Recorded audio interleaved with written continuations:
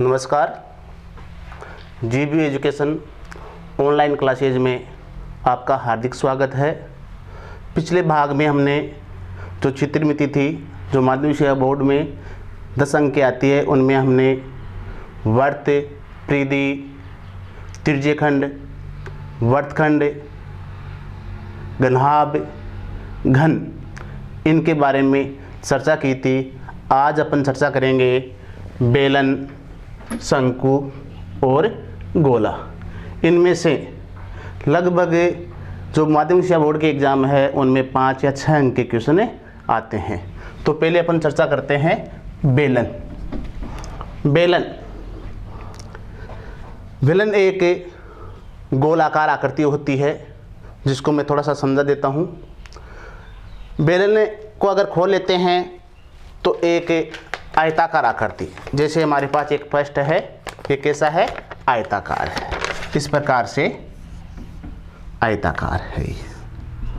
ये इसकी लंबाई है, ये चौड़ाई है। अगर इस आयताकार जो भाग है उसको इस प्रकार से आकृति के रूप में बना लेते हैं, इस प्रकार से आकृति के रूप में बना लेंगे तो ये क्या बन जाएगा? हमारा बेलन बन जाएगा। जो आयत था उसकी जो लंबाई थी, उसका जो बेलन है उसका वक्र पृष्ठ, नीचे का जो पृष्ठ है उसके लिए परिधि बन जाएगी। तो ये लंबाई तो किस में आ जाएगी? परिधि 2πr में। जो इसकी चौड़ाई थी और उसको इस प्रकार से रखेंगे तो ये इसके लिए ऊंचाई हो जाएगी। तो चौड़ाई क्या लिखेंगे अपन? ऊंचाई। अब हम जानते हैं कि ये इसका वक्र पृष्ठ हो गया, चारों ओर का वक्र पृष्ठ हो गया। और अगर इसका क्षेत्रफल निकालते हैं तो इसको वापस खोलेंगे तो कैसी आकृति बन गई? ये आयताकार आकृति बन गई। तो आयत का क्षेत्रफल होता है, आयत का क्षेत्रफल होता है लंबाई गुणा चौड़ाई। ये तो आयत के लिए है, लेकिन इस बेलनाकार भाग के लिए जो वक्र पृष्ठ आ गया उसके लिए जो लंबाई थी वो तो परिधि 2πr में आ गई, और जो ऊंचाई थी वो, जो चौड़ाई थी वो ऊंचाई h में आ गई। तो इसमें रखेंगे तो ये आ जाएगा 2πr गुणा h। तो ये आ गया 2πrh। ये हो गया बेलन के वक्र पृष्ठ का क्षेत्रफल। तो मैं यहाँ लिख देता हूँ, बेलन के वक्र पृष्ठ का क्षेत्रफल 2πrh। अगर बेलन का संपूर्ण पृष्ठीय क्षेत्रफल निकालने है हमें, तो इसका नीचे का भाग भी वर्ताकार है, ऊपर का भी क्या है? वर्ताकार भाग है। तो नीचे वर्त का क्षेत्रफल क्या होता है? πr², और ऊपर का भी जो भाग है उसका भी क्षेत्रफल क्या होगा? πr²। तो बेलन के अगर संपूर्ण पृष्ठ का क्षेत्रफल निकालेंगे तो क्या आएगा? बेलन के वक्र पृष्ठ का क्षेत्रफल प्लस दोनों वर्ताकार भागों का क्षेत्रफल। तो ये हो गया बेलन के संपूर्ण पृष्ठ का क्षेत्रफल। तो मैं यह लिखूंगा वक्र पृष्ठ का क्षेत्रफल प्लस दोनों वर्ताकार भागों का क्षेत्रफल। तो ये हो जाएगा बेलन का संपूर्ण पृष्ठीय क्षेत्रफल। तो यहाँ लिख देता हूँ मैं, वक्र पृष्ठ है 2πrh, दोनों वर्ताकार, दो वर्त का क्षेत्रफल है πr²। तो ये हो गया संपूर्ण पृष्ठ का क्षेत्रफल। इसको शॉर्ट कर लेते हैं, 2πr बाहर कॉमन आ जाएगा, 2πr, यहाँ h प्लस r बच जाएगा। ये संपूर्ण पृष्ठ का क्षेत्रफल हो गया। तो बेलन के वक्र पृष्ठ का क्षेत्रफल और बेलन के संपूर्ण पृष्ठ का क्षेत्रफल ये हो गया।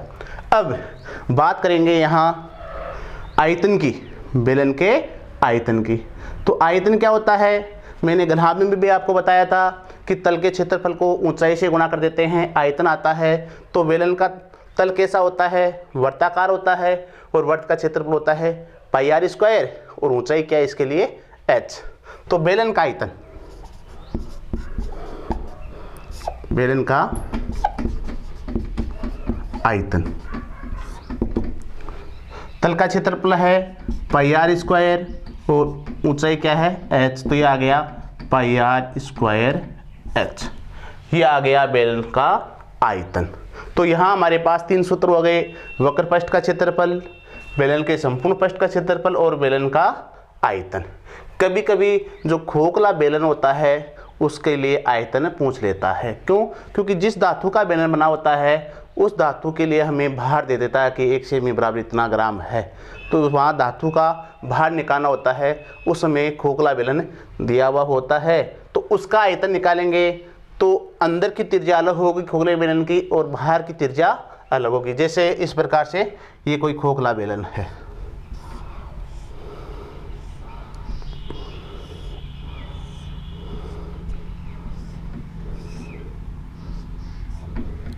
ये अंदर की त्रिज्या R1 मान लेते हैं और ये बाहरी त्रिज्या R2 है।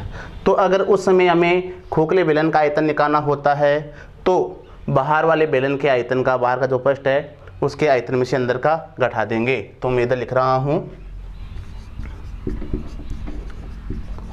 खोखले बेलन का आयतन, तो बाहरी आयतन बराबर लिखूंगा मैं बेलन का बाहरी आयतन माइनस बेलन का आंतरिक आयतन।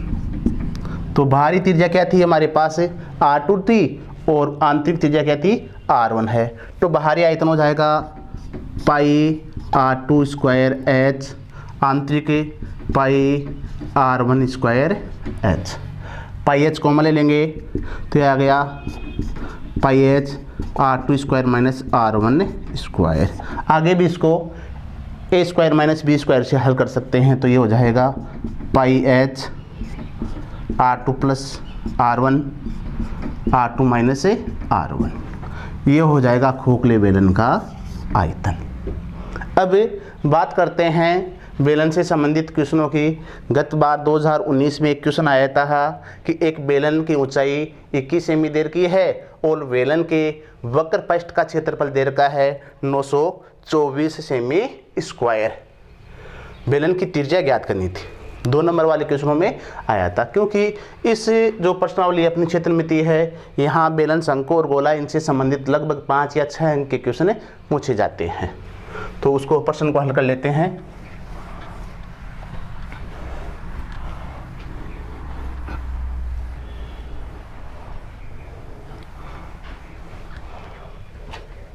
– 2019 का जो क्वेश्चन था वो था एक बेलन जिसकी ऊंचाई 21 सेमी, बेलन की ऊंचाई 21 सेमी तथा बेलन के वक्र पृष्ठीय क्षेत्रफल 924 सेमी स्क्वायर है। तो बेलन की त्रिज्या ज्ञात कीजिए। तो बेलन की त्रिज्या ज्ञात कीजिए, ऐसा क्वेश्चन आया था 2 अंक मालूम है। तो हम जानते हैं कि हल करेंगे इसको। तो बेलन का वक्र पृष्ठ का क्षेत्रफल जो हमें 924 सेमी स्क्वायर दे रखा है, साथ में बेलन की ऊंचाई 21 सेमी दे रखी है। तो वक्र पृष्ठ होता है बेलन का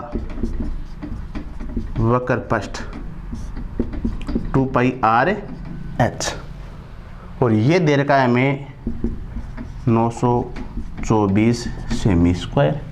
अब पूछा क्या है हमें आर त्रिज्या निकालनी है तो आर बराबर हो जाएगा 924 बटा 2 पाई एच। तो इसको लिखेंगे 924 2 22 बटा 7 और एच का मान कितना है 21, 7 या 21 कर जाएगा ये। तो ये आ जाएगा 924 बटा 2 गुना 22 गुना 3। तो इसको अगर 2 से काट लेंगे अपने या 22 से काट दो, डायरेक्ट 22 से काट दो। 22 एकम 22, 22 चौका 88, 8 बच के 4, 22 दूना 44। फिर इसको काटेंगे, 2 से काटेंगे,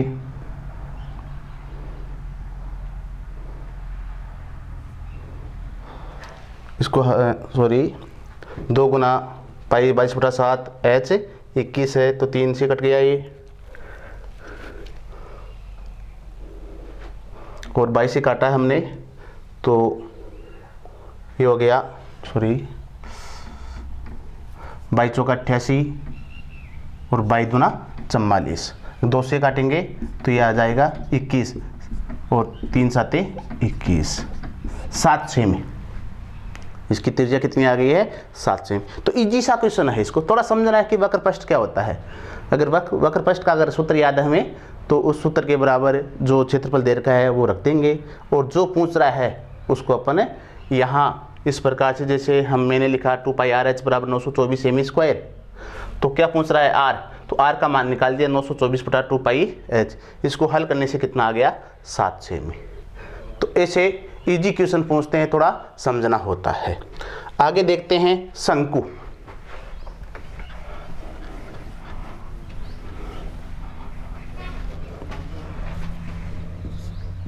शंकु देखते हैं। शंकु जैसे हमने बेलन की आकृति बनाई थी इस प्रकार से,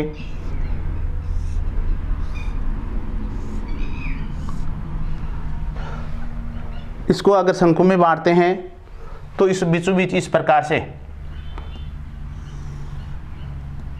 इसको इस प्रकार से मिला देते हैं। तो ये बेलन के 3 भाग हो गए, 1 2 3।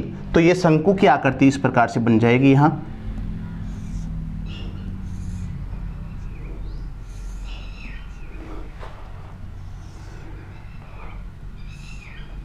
ये त्रिज्या है, ये ऊंचाई h है, और इसको बोलते हैं तिर्यक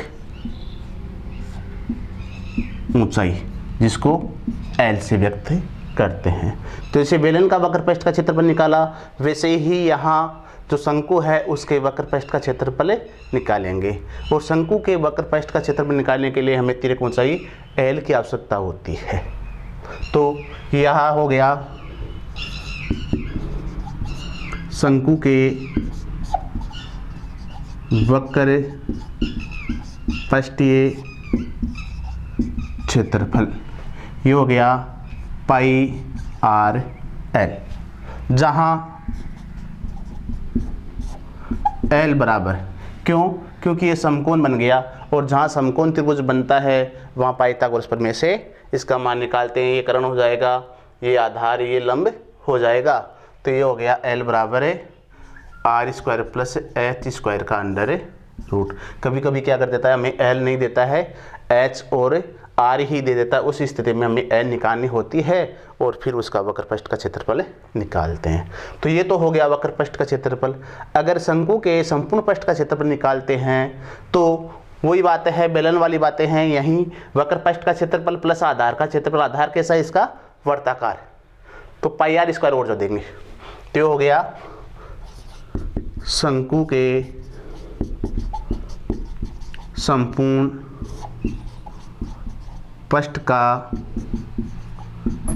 क्षेत्रफल, तो वो आ जाएगा वक्रपृष्ठ का क्षेत्रफल प्लस आधार का क्षेत्रफल। आधार कैसा है वर्ताकार है। तो ये हो गया pi R L plus pi R square. तो यहाँ पाई आर कॉमन आ रहा है, तो ये हो गया एल प्लस आर। ये संपूर्ण पृष्ठ का क्षेत्रफल हो गया। तो दो ये है बातें यहाँ, अगर शंकु की बातें करते हैं तो वक्र पृष्ठ और संपूर्ण पृष्ठ। अगर आयतन की बातें करेंगे शंकु की तो बहुत इजी है। अगर जो बेलन का आयतन होता है उसका तिहाई भाग होता है, क्योंकि मैंने पहले ये आकृति यहाँ बना दी है। तो ये देखो बेलन को कितने भाग बांट रही है, 1 2 3, तीनों कैसे भाग है, शंक्वाकार भाग है। तो शंकु का आयतन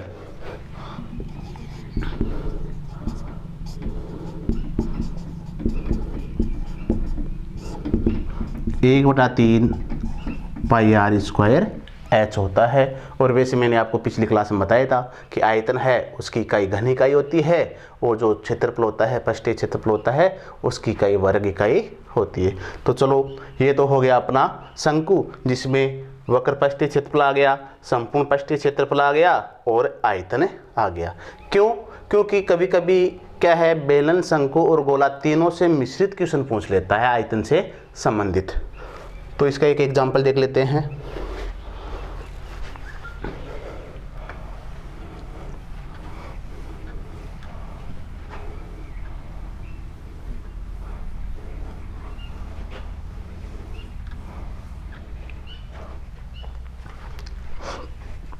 एग्जाम्पल है, अपने लेते हैं कि 7 सेमी त्रिज्या वाले एक शंकु की ऊंचाई 24 सेमी है। शंकु के वक्र पृष्ठ का क्षेत्रफल ज्ञात कीजिए। प्रश्न को दोबारा सुन लो कि 7 सेमी त्रिज्या, आर का मान कितना दे दिया है या 7 सेमी, और उसकी ऊंचाई दे दी है हमें 24 सेमी। एच बराबर क्या दे दिया है, 24 सेमी, और आर बराबर है 7 सेमी। और उसके लिए पूछ रहा है कि उसके वक्र पृष्ठ का क्षेत्रफल ज्ञात कीजिए। तो हमें वक्र पृष्ठ के क्षेत्रफल के लिए हमें त्रिक ऊंचाई L की आवश्यकता होती है, जो यहाँ दी हुई नहीं है। तो यहाँ हमें R और H दे रखा है, जिससे अपन क्या है L निकालेंगे। L बराबर r square plus h square का अंडर रूट। तो ये हो गया 7 का वर्ग प्लस 24 का वर्ग का अंडर रूट। 7 का वर्ग होता है 49 और 24 का वर्ग होता है 576। ये आ गया 625। तो ये आ गया 25 में से प्लस माइनस 25 आएगा वर्गमूल तो, लेकिन यहाँ ऊंचाई है या लंबाई है हमेशा धनात्मक ही होती है, तो 25 सेमी आ गया। अब शंकु के वक्र पृष्ठ का क्षेत्रफल,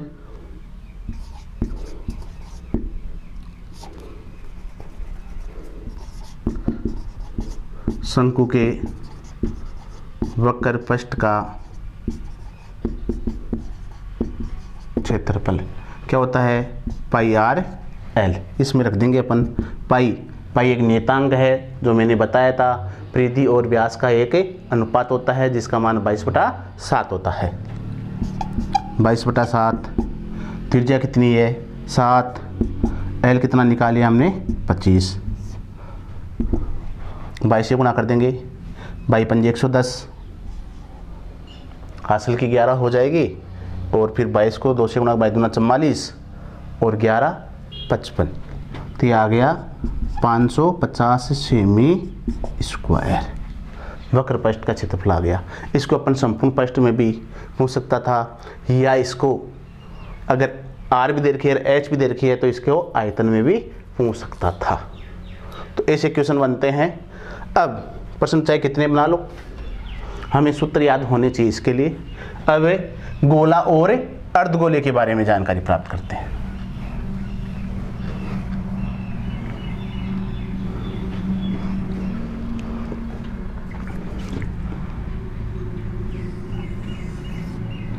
ये ठोस गोला है, ये ठोस गोला है। इसको क्या करते हैं अपने, ऊंचाई और जो आधार है उनको लंबवत भागों में बांटते हैं। इस प्रकार से बांट देते हैं। इसके 4 भाग हो गए, 1 2 3 और 4 भाग हो गए हमारे। अगर इनको काटने के बाद में अगर एक भाग को खोलते हैं तो भाग आता है हमारे इस प्रकार से, इस प्रकार से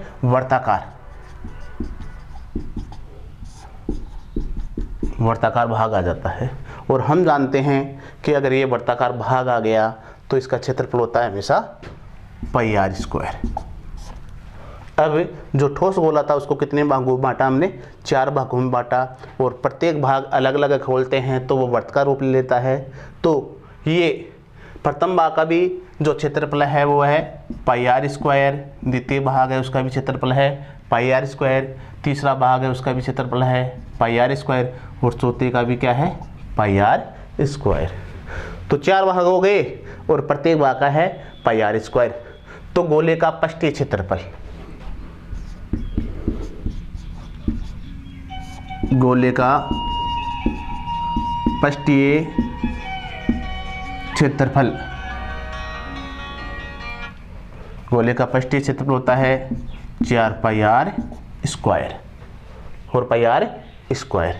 अगर अर्धगोले की बात करें, ये गोला था और इसको अर्धगोले में बांटे तो ये इस प्रकार से हो जाएगा अर्धगोला। अब यहाँ 2 भाग होता है, एक वक्र पृष्ठ होता है और एक संपूर्ण पृष्ठ होता है।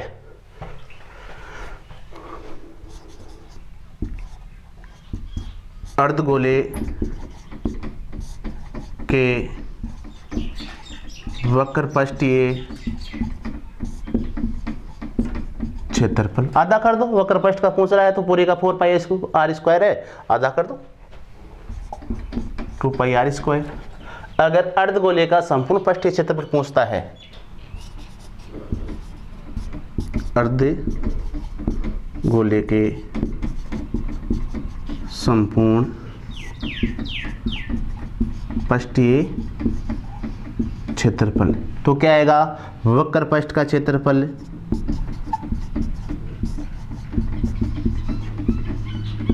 प्लस ऊपर का कैसा भाग है, वर्ताकार भाग का क्षेत्रफल।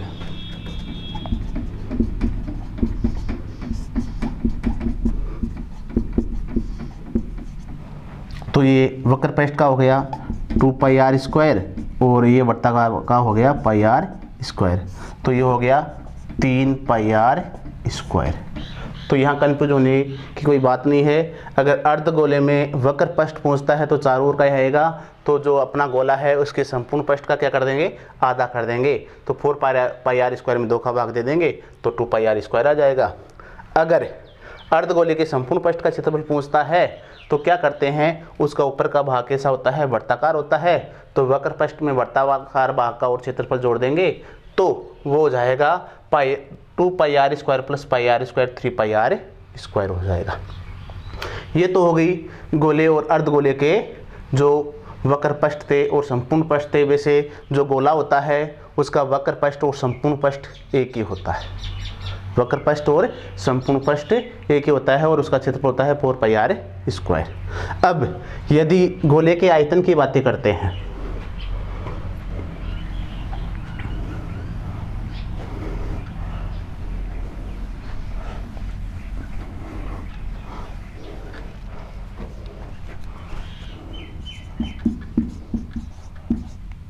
गोले का आयतन, गोले का आयतन होता है 4/3 pi R cube, 4/3 pi R cube. ये होता है गोले का आयतन, जो ठोस गोला है उसका आयतन। अगर अर्धगोले की बातें करते हैं,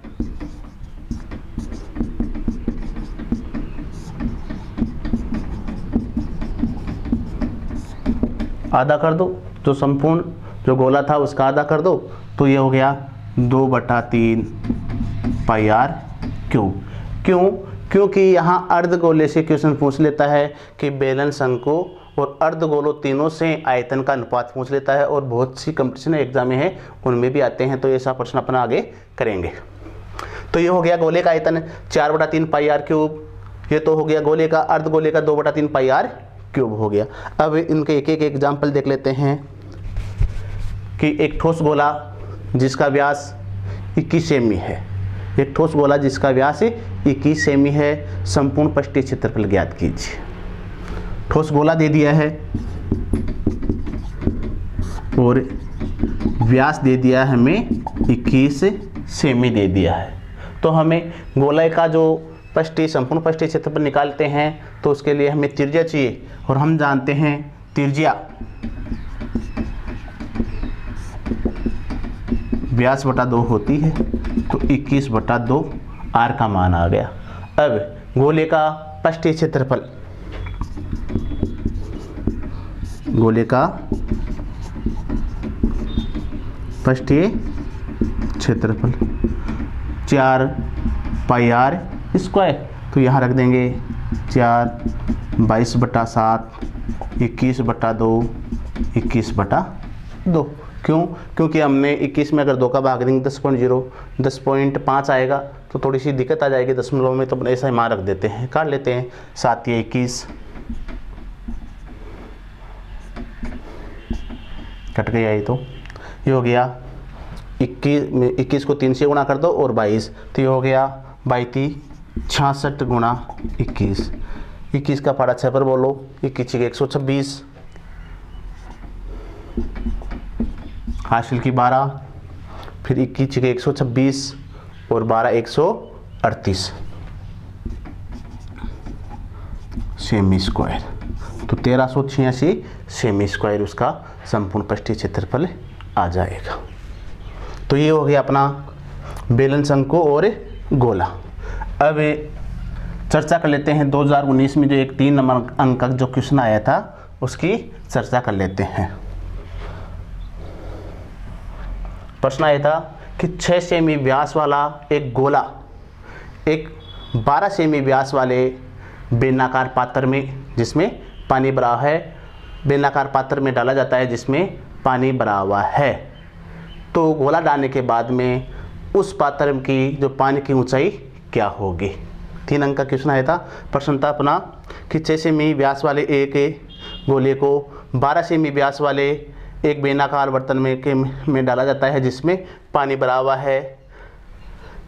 तो हमें पानी की ऊंचाई ज्ञात करनी है। उस बर्तन में उस गोले को डालने के बाद में पानी की ऊंचाई ज्ञात करनी है। तो हमें पता है कि गोला, पानी की बात आते हैं तो आयतन आता है। तो गोले का आयतन 4/3 पाई आर क्यूब।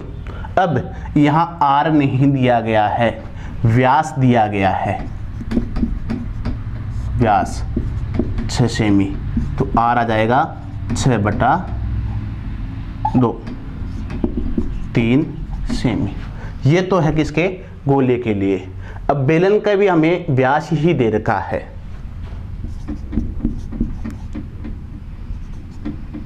बेलन का व्यास, और वो कितना है 12 सेमी। आर का मान निकालेंगे 12/2 6 सेमी। अब हमारे पास गोले की त्रिज्या भी आ गई 3 सेमी और जो बेलन था उसकी त्रिज्या भी आ गई 6 सेमी। अब अगर उस गोले को बेलनाकार पात्र में डालेंगे तो उस गोले से पानी, अगर डालने से पानी ऊपर आएगा तो क्या होगा, बेलनाकार पात्र में पानी का आयतन बराबर गोले का आयतन कर देंगे। तो ऊंचाई निकालनी हमें, तो यह लिखूंगा मैं बेलनाकार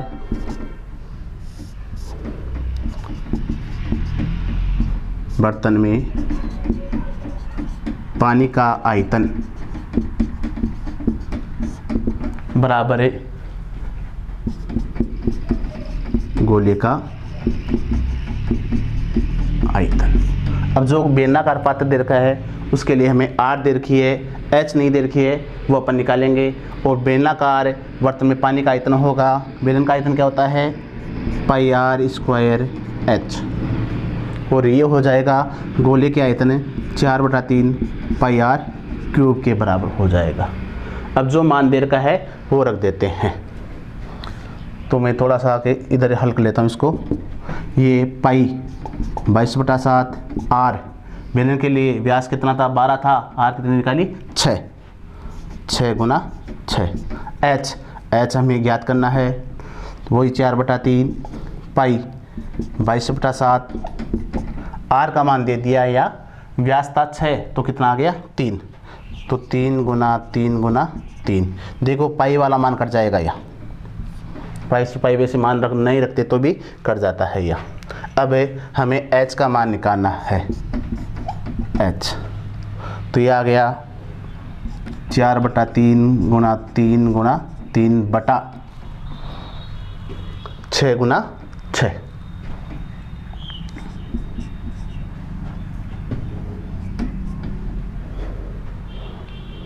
इस प्रकार से तो ये हो गया h बराबर 4 गुणा 3/6 गुणा 6, 12/36, 1/3 सेमी, 1/3 सेमी। फिर देख लेते हैं इसको कि यहाँ बेलनाकार जो पानी बर्तन में पानी का आयतन πr² है और गोले का आयतन है 4/3 πr³ है। तो यहाँ मान रख दिया हमने, पाई से पाई कट गया, यहाँ 6 गुना 6 गुना h आ गया, इधर 4/3 3 गुना 3 गुना 3, तो एक 3 से 3 कट जाएगा, यहाँ से काट लो चाहिए। तो ये हो गया, फिर बच गया अपना, सॉरी यहाँ 3 और, तो ये आ गया 36/36। कहने का मतलब है 1 सेमी। पानी की ऊंचाई कितनी हो जाएगी? 1 सेमी बढ़ जाएगी। ये 2019 का क्वेश्चन है जो बोर्ड एग्जाम में पूछा था 3 अंक वालों में से। अब एक जो अधिकतर एग्जामों में क्वेश्चन पूछता है वो तीनों से तुलना कर लेते हैं।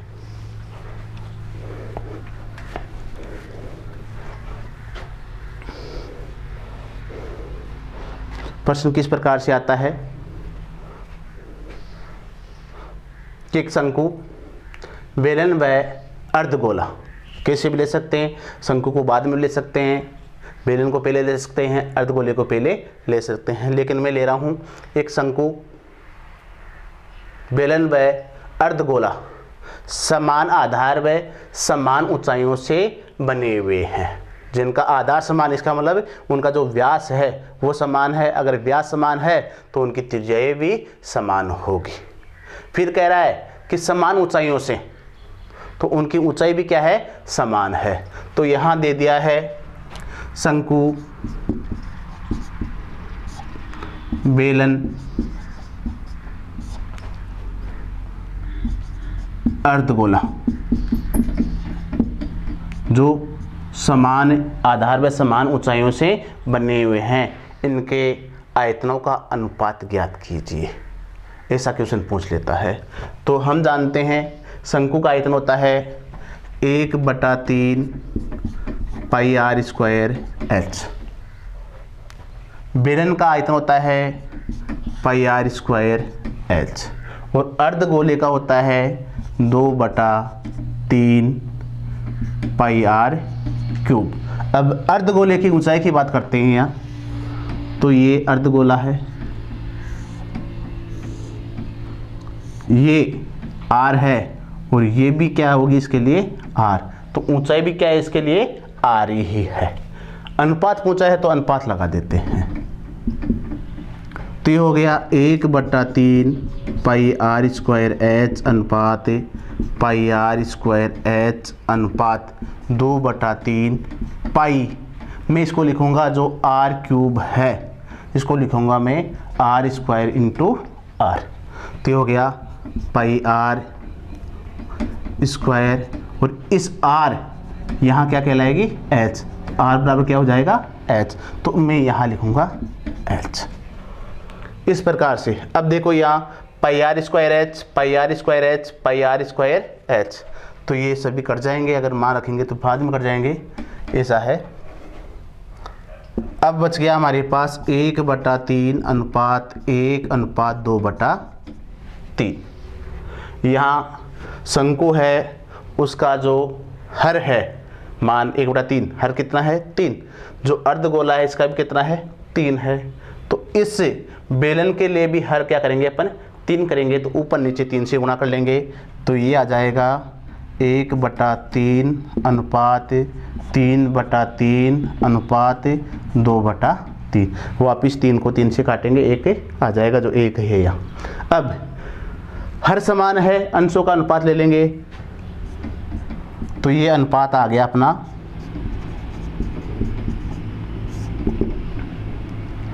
1 1:3:2। ये उनके आयतनों का अनुपात आ गया। कब? जब पहले शंकु, बाद में बेलन और अंत में क्या दे, हमें गोला दे। तो इनका इस प्रकार से अनुपात निकालते हैं।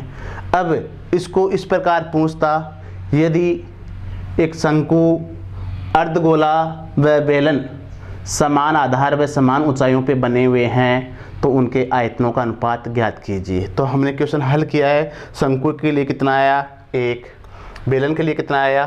3, और अर्धगोले के लिए कितना आया? 2।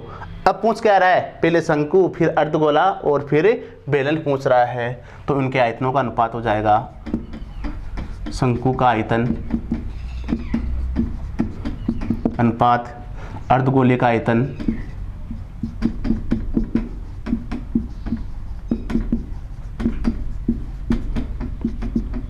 अनुपात बेलन का आयतन।